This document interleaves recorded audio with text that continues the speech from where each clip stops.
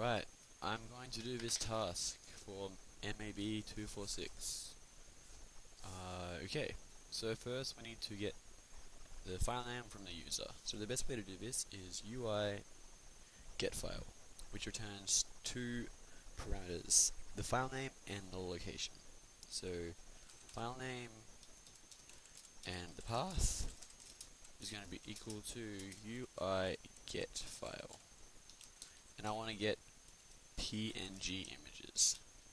So if I run that, it comes up and I go select my image, there it is, boom.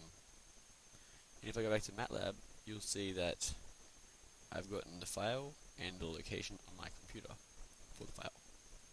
So let's go to the next step. Load the image and represent it as an n by m by 3 array. So the way you load images is using the imread function. Firstly, you have to tell imread where it is, where the file is. So I'm going to say image location is equal to path file name. So that'll return as location slash file name. And then we'll use that and we'll feed it to imread to find the image. Now imread returns two parameters as well, which are the image, which is a bunch of numbers, and the map, which tells each pixel what color it needs to be. So I'm going to call the image old image, because I'm going to get two images eventually, and the map is going to be called map.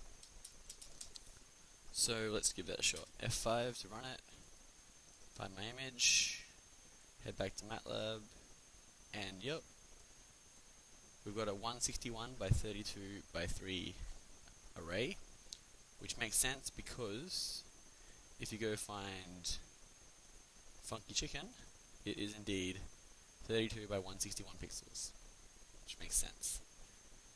Okay, sorry, next step is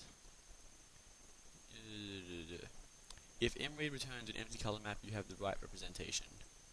And it did, which is great. But if it doesn't, you have to use